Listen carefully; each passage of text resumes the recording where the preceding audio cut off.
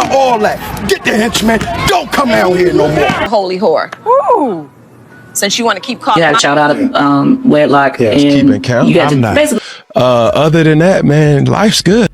I made assumptions that were not true. People continue to double down. Rest of us over the last year of 35 of Fortune. A group of grassroots organizers out of Minneapolis. Something gotta break. For the Jamal Bryant podcast, let's be clear.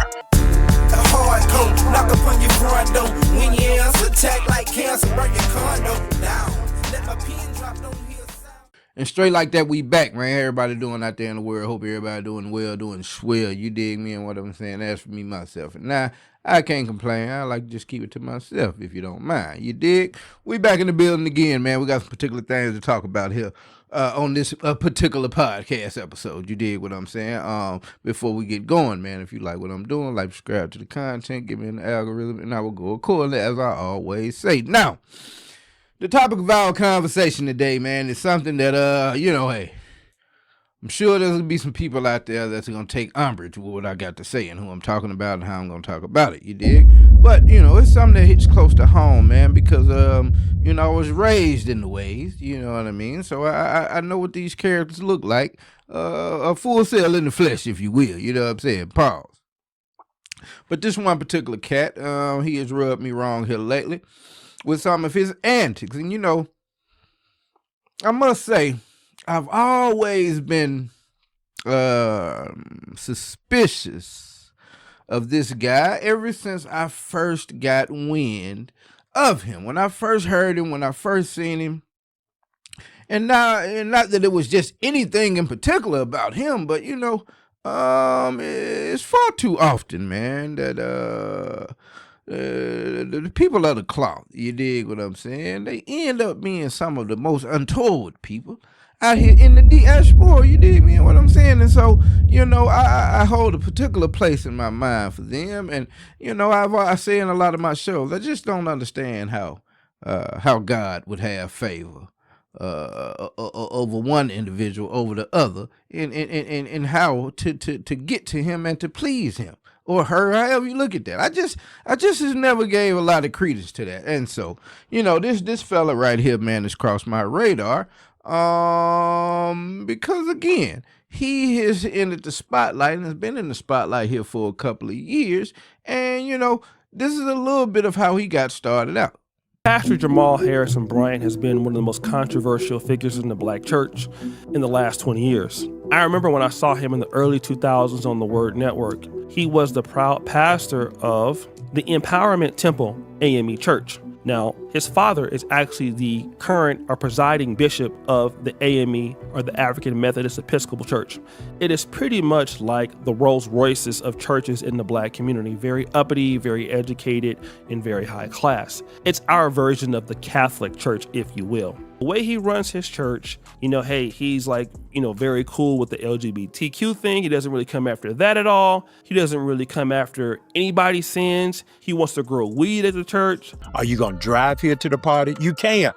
Gas is now $7 a gallon. I'm going to be talking about all of that. Is church going to have to go virtual because black people can't afford to drive here? Let's talk about all of it at the day part. Here's the good thing, is there is no dress code. Whatever it is that you want to wear, put it on.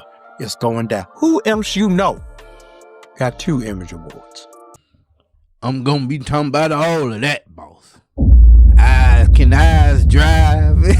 Man, bro, say, yeah, man. When can black folks get down? Can they afford $7 a gallon for gasoline? Come as you are. All this here type of situation. And like you see, you got to start out of Baltimore. Eventually, made his way down to other parts, and as we get along in this short film, we'll get to those things. But that's how he got started. His dad is a pastor, yada yada bang. He's a come as you are, do as you will type of fella. You dig what I mean? Now, in my research, man, just going back trying to see what's up with Cuz, I ran across a particular clip, and it was interesting in how it's relevant in my thought process about where I am right now. One Jamal Bryant, pastor. Man, can I holler at you, man? Check this out. This is what we want to know, right? I'm the streets, man. What I want to know, man, cold-blooded, man. You, like I'm saying, man, you say you for the people. You got our people all up in your church. You know what I mean? You're supposed to lead these people, man. And I mean, I understand that y'all stuff, but you had no answers for, like, yo, man, then you come down here, like, late. Like, top up on the ground, like, 100, like, 300-something days. You down here now. Don't come. What'd you do for Taco We don't want you nowhere in our city, yo. Like, we don't even want you on our streets. Like, you disrespect our streets, man. This me, PFK Boom. I was on the front, you disrespected up here north, and you came down there, you ain't even fighting no war with us, yo. You ain't had nothing on your show, you ain't had no guns or nothing. And then you fucking with our oppressors. What you mean, how? You fucking with Roland Blake and all them, man. You trying to kill us, man. Where were you for That's you are, man. Well, we telling you are. The streets feel like you killing us, man. All right. No, we don't want you in our fucking city now. Then get the fuck out the whole city. Is it that easy? That we can really get you the fuck out of here? No, sir. Well, check this out, man. Don't come nowhere down here no more. Wherever PFK Boom at, don't come. I know you can tell your henchmen. I know you, yo, Timmy and all them. I know you before I seen right about all that. Get the henchmen. Don't come down here no more. Boom said it. Me, as a man, the streets don't want you here. I'm speaking for them. So we see you here. Okay. So you said you won't come on my motherfucking streets no more, right? Don't bring your ass down here no fucking more. I mean it, yo. On my fucking kids, yo. Cause you're a fucking disgrace. A guardian angel for Satan. Woo! Cause you damn sure ain't guarding me, nigga. Get the fuck up out of here. What you do for Tyrone West again? Empower what? This dick, nigga. Cuss empower these nuts. You understand me and what I'm saying? Pastor Jamal Bryant. Now that was in Baltimore, man. That was right after those Freddie Gray riots. You dig what I'm saying? Young man died while I think he's the guy they broke his back out there. Yeah, did him all crazy, man. And you know, Jamal pops up with his entourage, his crew, his cameras, trying to do his thing, get his camera spot. And PFK shouted and said, we ain't having that damn day up. You did what I'm saying? We do not want to see you on the streets of Baltimore. We don't need your cameras. We don't need your presence. You trying to kill us on my kids. If we see you, my hands in the air. That's what he told him. And it was so interesting, man, how that sentiment from that young man seems to be prevalent in what I'm thinking and what I'm seeing from Pastor Jamal Bryant these days, man. You know, we bad in the community about trying to emulate certain historical figures from within the movement, man. And you know, I've said it and I'll say throughout this short film that we don't do that in the culture for a number of reasons. You know, they're gonna try to get him up out of there. You know what I'm saying? They're going to try to, you know, pin whatever shortcomings that person has on there, put that on the whole community. And larger than part, a lot of times, you know, money talks, man. And when you get up through there, you know, you start to get offers and entertain opportunities from other places. You dig what I'm saying? Do not have the same, the code of regulations in mind. You know what I'm saying? They don't live by the same code, so they have different thoughts for where you and your movement should be going. You dig what I'm saying? And so I think that video you saw, I think that is what facilitated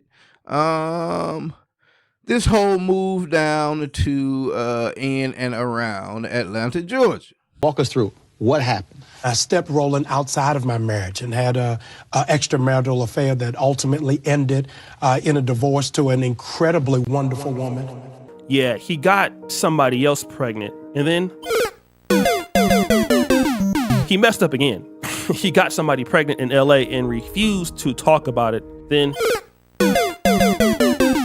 he messed up again. He got somebody else pregnant, and they think that he may have as many as 5 or 6 kids out there in the streets. At the same time, Jamal Harrison Bryant was having a lot of problems. So was another church in the Atlanta area called the New Birth Missionary Baptist Church. Its proud pastor was the legendary Eddie Long, and he was legendary for 2 reasons. 1, he was a very popular mega church pastor, and 2, he was, well, a very mega, allegedly in, well, what happened to him? Allegedly, he was in people's cheeks too, the young men of the church. So Eddie Long died. And when he died, they went through one or two other pastors until Jamal Harrison Bryant said, I think I'm gonna leave Baltimore and move to Atlanta where it's allowed for me to booty clap everything up out there. Now, as you can see from that beautiful piece of footage from one O'Shea Duke Jackson, you dig what I'm saying? Shout out O'Shea. And this is about a year ago, you know what I mean? So he chronicles how he came up as a pastor and, you know, having the babies and things out of wedlock or whatever the hell you label it as. And then he moves on down here to Georgia, more cheating accusations, this, that, and the third. And I'm like, man, BBL babies. And he takes over the infamous Eddie Long, New Birth. Oh, man, type into your Google and see about Eddie Long. Now he's since passed on from this earth, but he was a wild character when he was here, man. I ain't gonna hold you. You dig what I'm saying? And so Jamal Bryant out here throwing it in the circle, you know what I'm saying, for lack of better terminology. You had infidelity. Yes. So with that being said, in a marriage, period. Yes. What is that when you're in front of people? Yeah. You also got, home. Yes. But you are able, people be wondering, as a woman, how do men find the time to do all that? You out here ministering, you got, family, but you still had time to do that. How did you manage? Like, how were you managing all those things and keeping your sanity? Yeah, well, there are two assumptions there. One is sanity. The two is management. Poverty is not always money. Poverty is the mismanagement of time. That was on the Real Housewives. Now, I don't watch that program until I have already known that existed. But again, through my research, a lot of the things is popping up. So Shawty put out there on Front Street, said, man, Pastor out here in the A getting it in. Now, I will say, not that I'm beating the man up in particular about that. Now, women, y'all don't get on me too tough. I ain't gonna say nothing too crazy. But I can attest to the fact that being in a place like Atlanta, Georgia, you dig what I'm saying?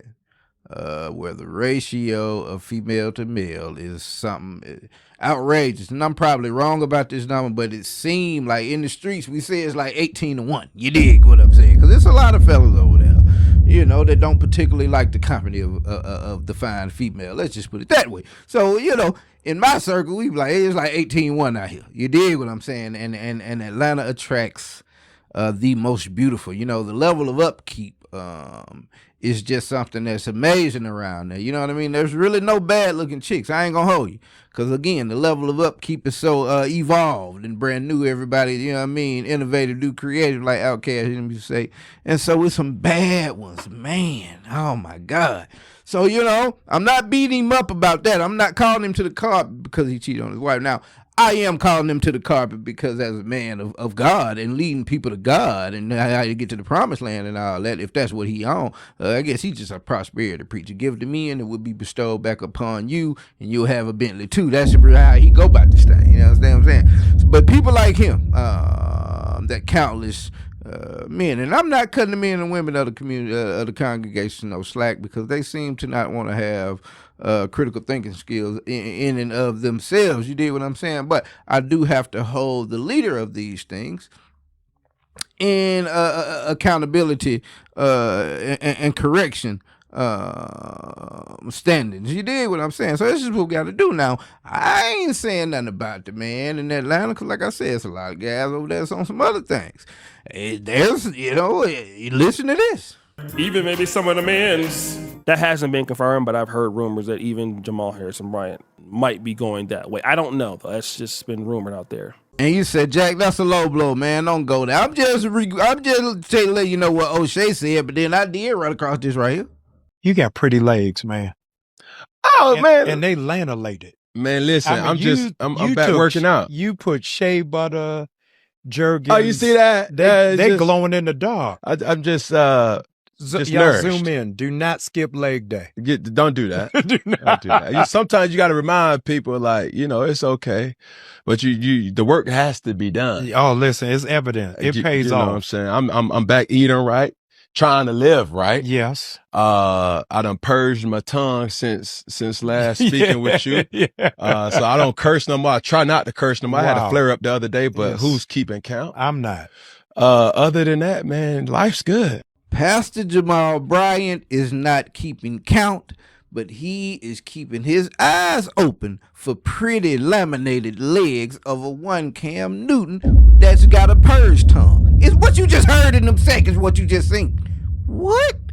Hey, I'm just relaying the information to y'all as it come across to me. Now, you make what kind of assumptions and end game what you will. I'm just bringing to my folks now. You see what I'm saying? So now you say all of this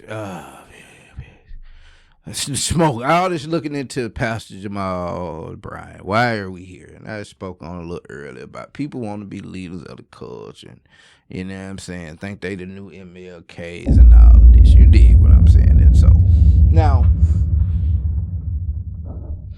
we know about the good brother, George Floyd. You know what I'm saying? And after what happened to George Floyd, you had an initiative sparked off by a young lady out of Minneapolis, Minnesota, actually in front of the Target headquarters, where she called for people of black and brown skin to no longer have themselves be a customer of any Target location. Plain and simple, succinct, understood message. We adhered. You understand what I'm saying? They rolled back the DEIs, you know, the pressure from the Trump administration, and it's just all of that. You dig what I'm saying? Before we're not getting in all, this ain't a political episode. This is about Pastor Jamal Bryant. So now, then after she starts her movement, and we've got some clips here later on. About a month later, here comes Pastor Jamal Bryant with what he labeled as the Target fast. You say, why is he back on the map? What is going on? And this is why we are here right now. I am thankful that we can claim in this hour that victory is ours. It was done because black people and brown people and conscientious people had a made up mind that we can make a difference and we can make an impact. And so could things be different? Yes, but things are better. And I'm appreciative. And sometimes we've got to celebrate small steps. And the question that has been asked of us over the last year of 35 Fortune 500 companies who have walked away from DEI, why did we pick Target first? And the answer to that resoundingly is Target is the only one we invited to the cookout. They were the only ones we felt were kissing cousins. They are the only Fortune 500 company that got a hood nickname. We called them Target because we had let them into the house. And so it was not just a abandonment of DEI, but we felt as if it was a betrayal to it. We are effectively today closing this chapter because we have other fights that we've got to see and other things that we've got to tackle. But I'm grateful and I give God all of the glory for what it is that he's been able to do. So thank you for praying with us, marching with us, and standing with us. And stay tuned for the next fight. But this fight for us has now reached its conclusion. You heard it here first from Pastor Jamal Bryant. Despite not being the one that started this movement, he comes down the road and starts his own little thingy, majigger, however you want to call it, and a Target fast. You know what I'm saying? And out the blue, him and Nina Turner and Tamika Mallory go and hold a press conference and said victory has been accomplished. You know what I mean? The prize is in our grasp. We had 3-4 wrongs, tears, demands from the Target Corporation, and we are here to tell you today that those demands that we, the public, have heard nothing about, this is some shit they meeting about in public, those demands have been met, and so it is now okay to go back to Target. Target, the name, the hood name that we gave to it, because they cool. We cool black folks. We rock with Target. We back. They back like our brothers now. Pastor Jamal Bryant. It was an interesting little incident, if you call it, during his speech where Nina Turner went over and showed him something on the phone. In my head, I think she was showing him Twitter, like they on here tearing your ass up. He said something to the effect of, all right, we'll let you handle it. And then when she came up, this is what Nina Turner did. I am not encouraging people to go back and shop at Target. It really is a sin and a shame that it took them this long for us to get to this point. I think what the three of us, for a brief moment, let me just speak for the three of us, which is Leader Mallory laid it out, that we came to give an update because the people who participated in this with us all over this country deserved an update and to know where we are. Based on the update, the history, the information, and the update, people have to decide whether or not Target is worthy enough for you to go back in their stores. I personally, and as Leader Mallory laid out, her mother even saying she's not going back, I'm telling you, I am not going back. And particularly because we are owed a public apology. And so I want to see the Target CEO, just as they quit us publicly, they need to reaffirm their love for us publicly. Ultimately, people have to make their own decision. But as for me and my house, we will not be going back to Target. Bro, I mean the pump faking is quite obvious, and I hate to no, I don't. When it comes to political figures, they can all get it. You dig what I'm saying? I say oftentimes in the community, bro, we don't go behind like one single solid leader like that for various reasons. And like I say, once they get to the top a lot of times, man, they start to get squirrely. You dig what I'm saying? If you notice during her and Jamal's speeches, they only referred to the CEO of Target as the CEO, this CEO. It's like, man, we ain't hear no names. Don't seem like any Target people are standing on stage with them. We ain't seen no confirmation of these 3-4 wrongs that they saying have been satisfied. You dig what I'm saying?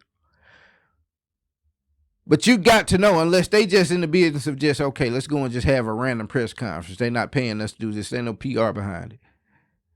You just randomly come out and have a conference and say that the show is over. And I think that Nina saw the backlash during his speech, and so she comes on trying to backtrack. You dig what I'm saying? Now, you say, how did we get here from a Pastor Jamal Bryant when you can go back in the past and see him speaking on similar situations in this way? I said, you got 1 week to send me in writing that the Baptist Convention stands with the boycott, stands with the oppressed, stands with the marginalized, stands with the nameless and faceless people who are on the front line. $75,000 Baptist Convention, I'll write you a check.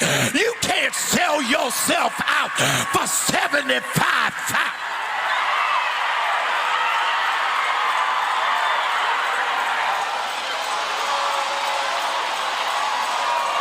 Something has got to break.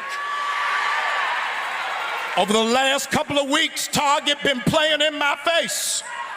Been hiring internet influencers to go online, rappers and artists and athletes to play and to broadcast outside of Target and in Target, thinking we ain't gonna say nothing. But you ain't got to talk directly to me. All you got to do is watch the rerun of The Color Purple. Until you do right by me, nothing you do is gonna work. We will break Target, we will break Dollar General, and we will break any company that doesn't honor our dignity while they trying to take our dollar. The devil is a lie. Something gotta break. Bro, I'm so over the theatricals. The devil is a lie. Do right by you. Who are you, bro? Who are you? I guess this is who he is. A group of grassroots organizers out of Minneapolis. That's where it is that Target is headquartered. It is also the scene of the crime where George Floyd was murdered. They began mobilizing to ask people in that city, don't darken the footsteps into Target. I watched it and I was awe-inspired. People around the country started posting, and an epiphany came to me that the church has got to be involved. That's how we got there. That's how we got here, I should say. So Jamal Bryant sees the movement that had been started by one Nikema Levy. Yeah, he sees that and he says, "Man, I am so inspired. I am so moved by what I'm seeing. The church must be involved." Nigga, why? Tell me why. But people that are go of that sect, that belief, that faith, bro, they do believe that they should have their hands in everything. She didn't need to come and get y'all to get it started. People took on to screw Target from seeing what they did. We didn't need the church to say, well, God is behind it and he also considers it wrong. Give to your local organization. No one needed that. But here he comes with the Target fast.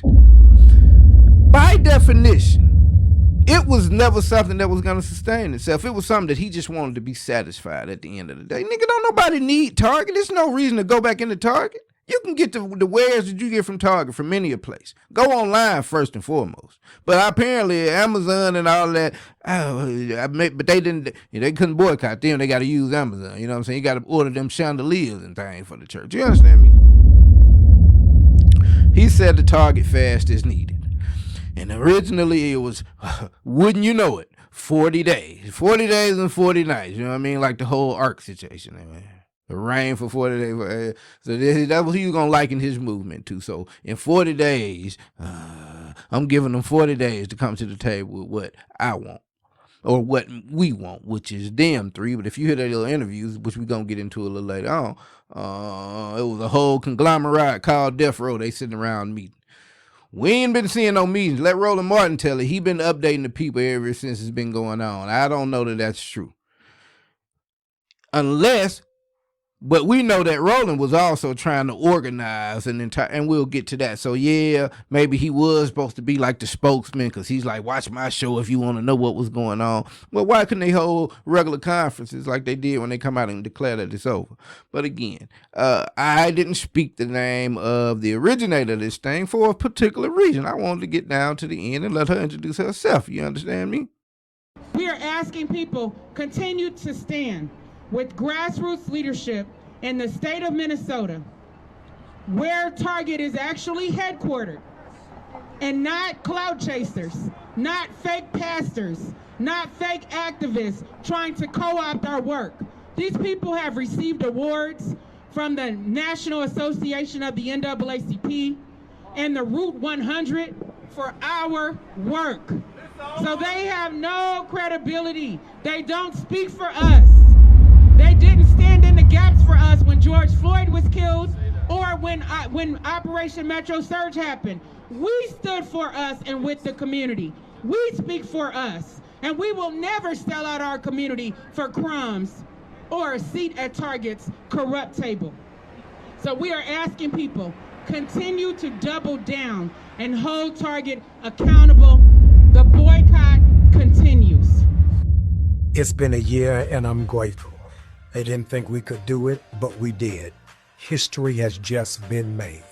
The most effective and powerful boycott by Black people since the Montgomery bus boycott 70 years ago. We asked for 4 things, and I'm grateful to God that we've got 3 of them. They have invested $2 billion back into the Black community as they pledged after the death of George Floyd. On top of the $2 billion, an additional $100 million to immediate organizations that are meeting the needs within our community. Number 2, we asked them to partner with HBCUs. They have found, and we have found collectively, one that will do our pilot program with 12 other HBCUs to follow. Number 3, a reimagining of DEI. It's been a rough year for our community. 300,000 Black women have lost their jobs, and this is the highest unemployment for our people in years. The only thing that we didn't get accomplished, but we're still working towards, is an investment in the Black banks. And I'm believing by grace, it's going to get done. This new CEO has come handling business, and I'm glad to walk with him. The immediate Target fast has come to an end. We claim victory. We're grateful. Go in or stay out. But I'm grateful unto God. It's open. Man, it oozes from that dude, bro. He's grateful to walk with him. Oh, my God. For a guy from Baltimore, is it me or does he try and put some Southern into his voice? Bro, let me be the first to tell you, because I heard him say at the end of his little on stage screed, let this be the first step in the so-called new civil rights movement. You dig what I'm saying? Like, bro, you are not MLK, my nigga. Like, please drop this shit. You know what I'm saying? Like, I don't know what the congregation now has got going on with him like that, but Miss Nakima is ready to light him on fire. And as I said, in the fallout of it, Roland Martin chose to have her on his show. Hey, real quick, everybody, for those of you that are on this YouTube journey like myself, man, I know that one of our big struggles in this thing are our thumbnails. You know what I mean? There's a couple parameters that you need to score high in order to get your material seen by the maximum amount of individuals, you understand? And the thumbnails are a very vital part of it. And so with that said, I would like to offer you an alternative, a tool, in fact, that will allow you to generate images. It'll allow you to face swap. There's all type of precise editing tools available for you within the program. One of my favorite things is that it allows you to plug your thumbnail in, have it graded in 5 different areas. You can, from that point, you can go forward with your idea, or you can choose to have an upgraded version produced by the software. You dig what I'm saying? And in order to do that, go into the link below this video, right? Type in straight like that as your promo code, get yourself 20% off, and be on the way to getting some better thumbnails. And away we go. Back to this content. Well, first, I want to say I feel like I just watched a theatrical performance, and I need a palate cleanse after what I just heard, which I do not feel is genuine based upon my own experience in dealing with Jamal Bryant. He knew full well what he was doing when he flew to the National Press Club in Washington, D.C. to call a press conference trying to end the national Target boycott. The amount of upheaval that he has caused is absolutely absurd for us as a community to be dealing with when we have shown unity and coming together and withholding our dollars from Target Corporation. Remember, a company that's based right here in Minneapolis, and all the harm that Target has done. So I am just so deeply disturbed at the actions of Jamal Bryant, not just this week with the foolishness of calling this boycott and calling an end to the boycott and claiming he didn't know what was happening. But from the very beginning, when I saw his attempts to co-opt the work of Black women organizers regarding this boycott, people who lived in the Twin Cities, which I specifically conveyed to him as to why this boycott was so important because of the promises that were made after the murder of George Floyd at the hands of the police. And what did he do? He gaslit me when I said, you are trying to co-opt our work. He had a publicist book him on shows like yours, CNN, The Breakfast Club, to peddle a false narrative, positioning him as the leader of this boycott. But it wasn't. What makes it even more offensive is the fact that women are the ones who have sustained this boycott. Black women, white women, because we control the discretionary income in our households. So you just subjected me to that. I had to respond to it. I couldn't just answer your question as if that theatrical performance didn't just happen. But but the boycott also didn't just involve him. You also had former Representative Nina Turner. You also had Tamika Mallory, co-founder of Until Freedom, and their organizations as well. And then, of course, it spread like wildfire. I remember, Target's memo that they claim was leaked drops January 24th. January 25th, Nina Turner and her organization calls for Target to put DEI back in place, or they were going to launch their boycott on February 1st. On January 29th, you posted on Instagram about your news conference and launching the boycott on February 1st. And then, of course, you had local folks who were on the ground. You had pastors and churches. And then, of course, you had the contingent here in Washington, D.C. that was protesting every week outside of Target. So it wasn't. And we are the ones who live in the place where Target is headquartered. Let's not forget that. Because if any of these people had the power to call and sustain a boycott, then they could have done it in their cities. When you have places like Walmart, Amazon, many other companies that rolled back DEI, and all these people were silent. In our town, when things happen, guess what? We're boots on the ground right away. We don't have to be online calling for a boycott because Target is headquartered here in Minneapolis. So that is what gives us the advantage in this conversation. But if this is a hometown company that made a specific pledge in the aftermath of George Floyd being killed, and the people who stood up and fought for George Floyd were the ones who declared that this boycott would happen. So let's not get it twisted and bring in everybody and their grandma when you know full well that Target is headquartered here. That's why Tamika, that's why Nina, that's why Jamal had to go to Washington, D.C. to call this press conference, because they're not welcomed in Minnesota after their actions. But Nakima, Target, they have all been very disrespectful to people in Minnesota who have launched and sustained this boycott along with our people around the nation. Because I got to give it up to Black folks around the nation for having self-discipline, making a conscious decision that they're not going to spend their Black dollars in Target, and calling out the BS that we all witnessed this week. But that's my whole point. Jamal Bryant tried to call off this boycott. But that's our people. But that's my point. Standing firm and not believing the hype from media outlets who are pretending that they don't know what the truth actually is. But that's my point. There are people all around the country who have participated. And so even though Target is based in Minneapolis, you've had people across the country. You've had other folks in other cities. It's a national boycott. Right, I understand that. That's around the country. But don't dilute the leadership of the people on the ground in Minnesota. Because you and I had a conversation about this very thing. And I told you at the time that Jamal, Tamika, and Nina are not credible. Okay. That is why I would not join the national coalition that you wanted to form in the middle of all of this. No, you and I had a conversation. You and I had a conversation. Well, we had a text or email. Right. No. No, I'm going to say what it is. I said to you that they're not credible, and they're not. No, I'm going to say what it is. Hold on one second. One second. I'm going to hold on 1 second. Nakima. Stand with this man in Washington trying to call for an end to the boycott. Now they're trying to save face, talking about they're still in it. We don't need you in it.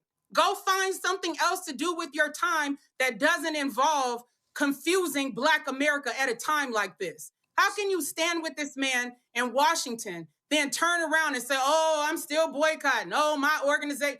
No, you made a choice, and so did we. So I'll say this. So again, for any of it. So for the purpose of the audience, when there was the meeting with Reverend Al Sharpton and the CEO of Target, the former CEO of Target, and Pastor Jamal Bryant and others in April, then there was a whole lot of back and forth. That's when you and I talked, and I texted because, one, I was asking what communication was taking place between y'all. That's when you said you did not want to work with them. That took place in April of 2025. So what I am... Yeah, and I told you why. I said I got you. Work with them, and they don't have integrity, Roland. And as you just saw this week, that is a clear example of them not having integrity. So I'm asking you this. Why would Tamika and Nina show up in Washington when this man's agenda was to call for an end to the boycott? Now they're backtracking, claiming the boycott is still on. We don't need this kind of confusion in our community. They can, if they have all this organizing prowess that they claim, then prove it and show us what else you can do. We don't need their help with the Target boycott, obviously. And if the Target boycott wasn't successful, you wouldn't have a divide and conquer strategy where they're sitting here meeting with white leadership from Target, calling for an end to the boycott and nothing to show for our community. So the question it's a bunch of garbage. So I'm gonna go and back. It's not from serious people don't do things like this. And I'm gonna go back to the original. I'm gonna go back to the original question. You're saying the boycott is continuing. You said that. So the question is, What is We said it from day one that it was an indefinite boycott. And I'm asking. It wasn't 40 days. One second. Indefinite. 1 second. What is your plan of action for the boycott? 2, what are your demands of Target? What are your specific demands of Target? And 3, have those been articulated to the Target leadership? First of all, when we sent out our press release on January 28th of 2025 announcing the Target boycott, we listed our demands at that time. And during our press conference that happened on January 30th.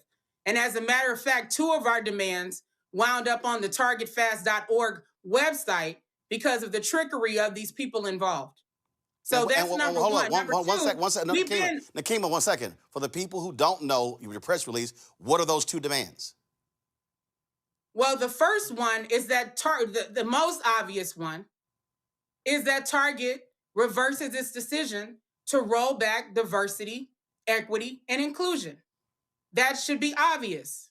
The second demand is for Target to account for the $2.1 billion that it pledged in 2021 in the aftermath of the killing of George Floyd.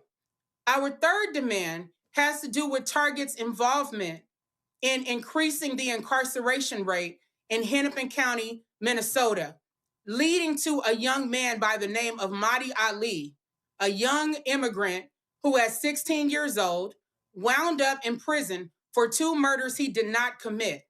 Target had contributed funds to the Hennepin County Attorney's Office, and they said, we don't just want arrests, we want convictions.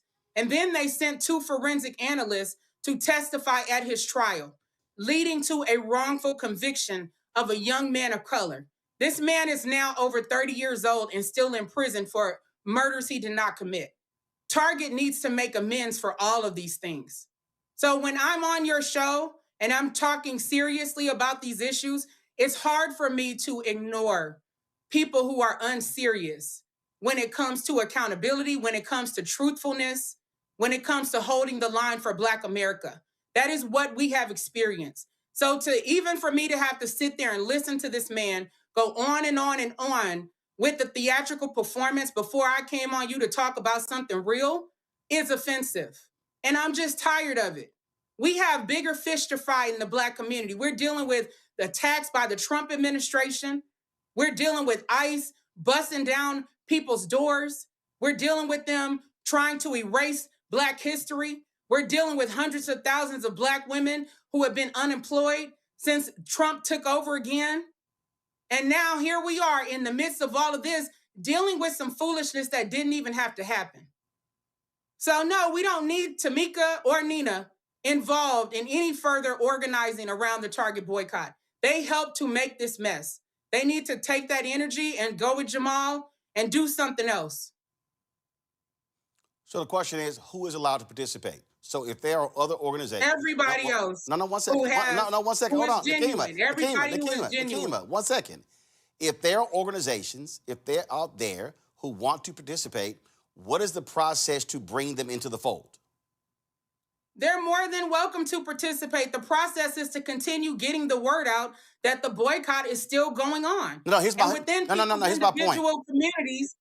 Well, I am an organizer, Roland. You are a media person. Okay, let's understand. I know that. And so what I'm asking is how many protests, demonstrations, everything else that I have successfully organized. So as an organizer, understanding decentralized leadership, it's asking people, number one, continue to spread the word in your networks and in your community that the Target boycott is still going on. And as a matter of fact, to double down.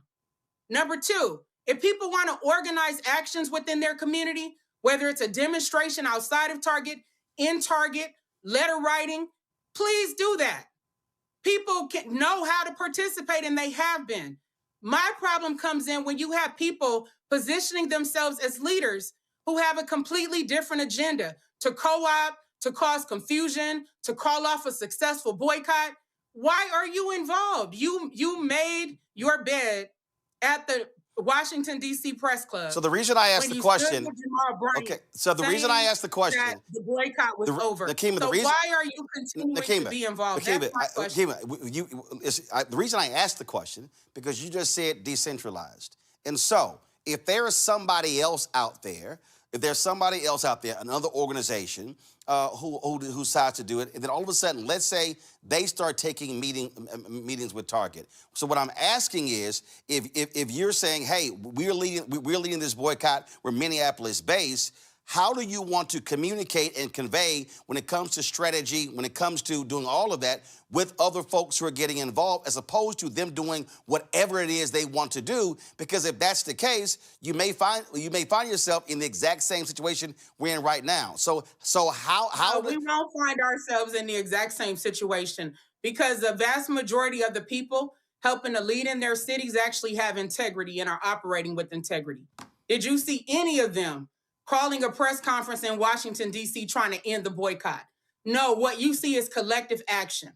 People using social media to get the word out, people holding demonstrations like they've been doing in Washington, D.C. in front of Target to get the word out, people working through their networks, people sending letters to Target, writing op-eds, withholding their spending, finding other places to shop.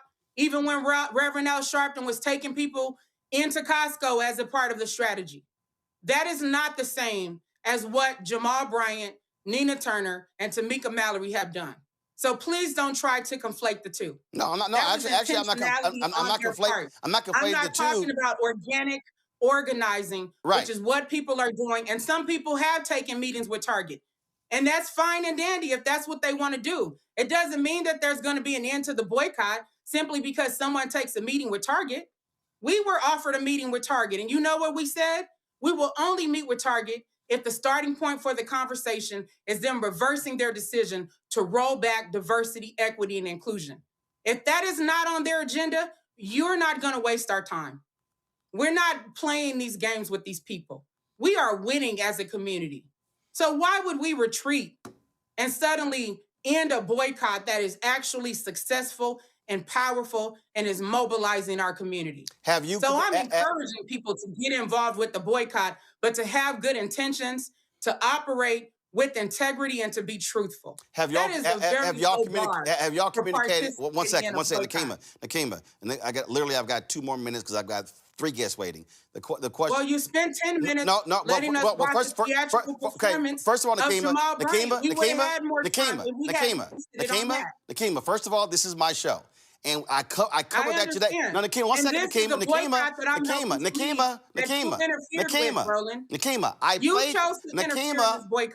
I played that because it actually happened today. And so that's why I played it. It still is news. Whether you disagree with it or not. Doesn't matter. Well, first of all, whether you disagree or not, it's news. So I was going to play it. So it got played. It was a theatrical format. Okay, well, that's your interpretation. I'm still going to play it for the benefit of the audience.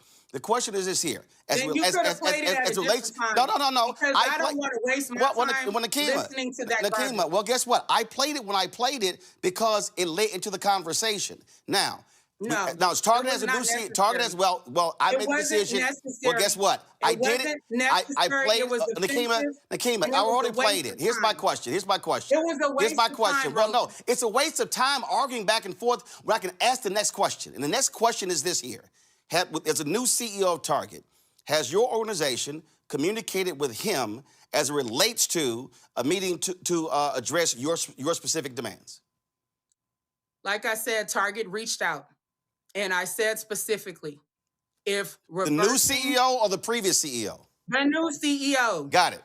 And the new CEO. And I put it on the table. If that's not part of the conversation, no, we're not wasting our time meeting with you. Why would we?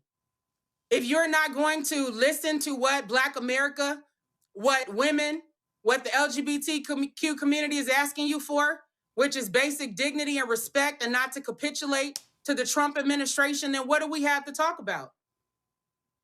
And she lays it out, man, ever so eloquently. You had a lot of people in the comments saying, oh, man, she can't be a good leader and won't listen, because she kept cutting. I won't play the whole thing. She kept cutting, rolling off. And as I watched it, she had good reason to, because she got to a point in there where she mentioned that when it all jumped off, when they went and started they targeted fast and all of that, you, Mr. Rowland, at the top of it, Mr. Corporate for 20, 30 years in this political thing, you try to start this whole little coalition. And when you contacted me at that time, I told you I wanted nothing to do with these people. I guess they bypassed her. went on with their deal where we don't need you. It's only one of you and it's 3-4 of us at this point. We got, Roland can keep covering it, you know what I'm saying? And they just kind of snaked up out the deal. Now, she's not complaining about not getting any of these meetings and getting any of this money or whatever that we suspect has been thrown around, you know what I'm saying? But she's telling people about themselves.